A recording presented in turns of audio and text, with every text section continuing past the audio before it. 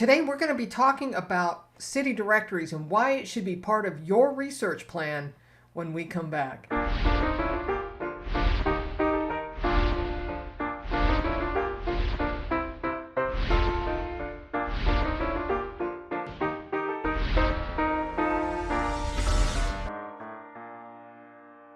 So welcome back to another episode on Genealogy TV. My name is Connie Knox. I am a lifelong genealogist here to help you go further, faster, and factually with your family research. Now, if you want to get the most out of everything I do here on the YouTube channel, make sure you subscribe and ring the bell so that you get notified each time we upload a video. Don't forget, Genealogy TV has a Facebook page, a website at genealogytv.org.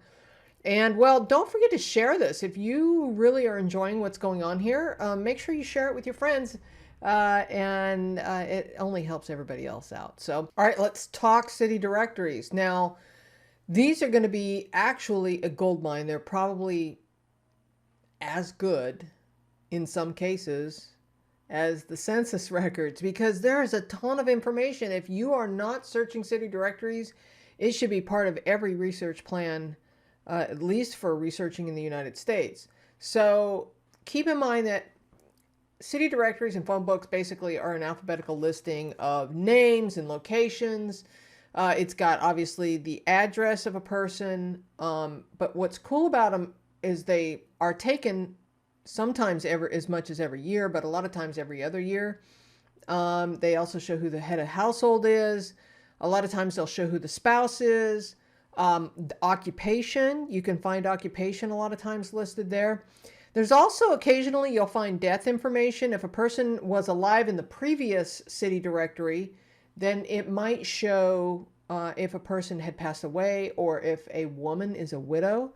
Now keep in mind with women, a lot of times it'll say Mrs. John Doe. So you don't always know, hopefully you know her married name, but it doesn't show necessarily her maiden name.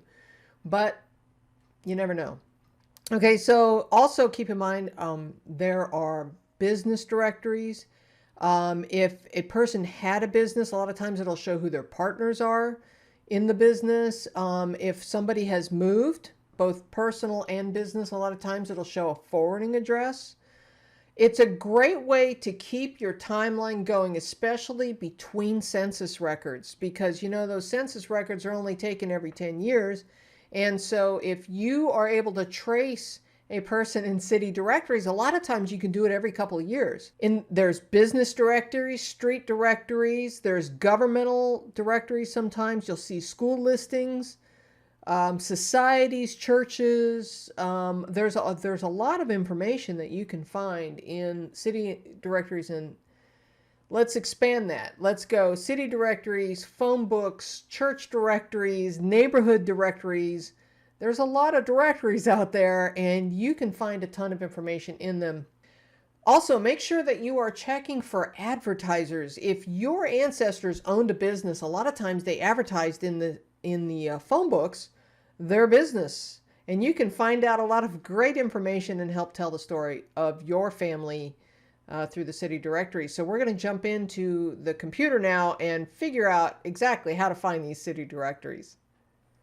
Okay, there are several places that you can find city directories. Now, I have found them on Family Search, on MyHeritage, on Ancestry. I'm not exactly clear on who has exactly what record sets for what locations. So if you don't find them in one location, you might consider looking in another location. Here at Family Search, now from the home screen here, I went Search, Catalog, Keywords, City Directories, hit Search. And you can then start narrowing it down to a place, surnames, and so on. That's at Family Search. At MyHeritage, if you go to the home screen, you hit the Research tab, you can scroll down here and they have directories and guides and references, schools and universities. They have a couple different ways of getting to directories. Personally, I start over at Ancestry. I like it the way their search engine works. I like the way I can dial it down by place first or by surname if I choose. So you would go to search, go to card catalog. Now you can do this a couple different ways right from the home screen. This is just the way I do it. You can go and hit directories here, or you can keyword City Directories. And you know me, I do everything by location first before I do surname. So then I might come to USA. Then I'm going to filter it down. We're going to use California as an example. Then I'm going to scroll down and I'm going to look for the county that I'm looking for. And in this case, it's Los Angeles County. And then the cool part I like about Ancestry is you can then look at the years that are available for the filter set that you have selected. To me, this is wildly helpful. I can immediately see, oh, they either do or they don't have the year that I'm interested in.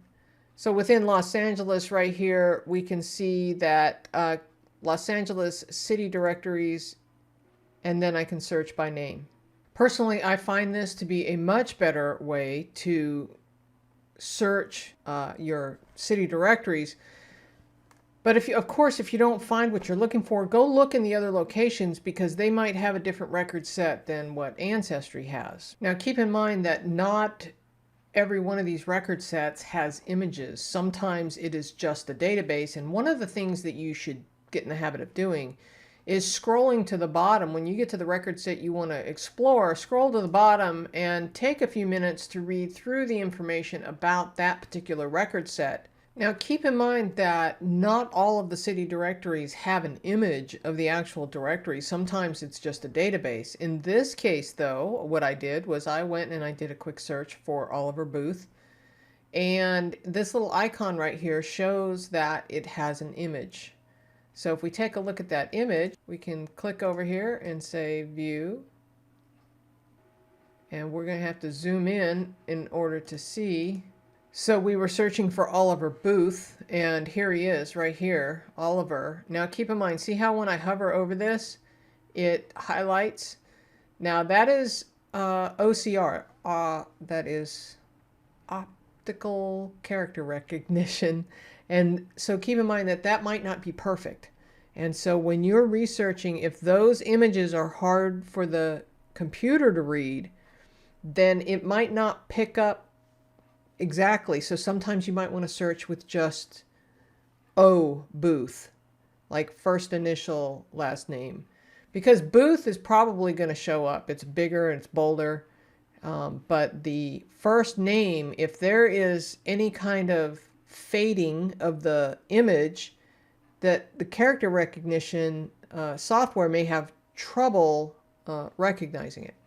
Okay, so as I was preparing for this episode, I ran across this document from Ancestry that gives you a hint. It says, start hunting 6 things to find in city directories, which is a lot of what we talked about already, but I will leave a link for that document in the show notes, and so you can click right to it. But it is a lot of what we've covered already, but it's also got examples there for you as well.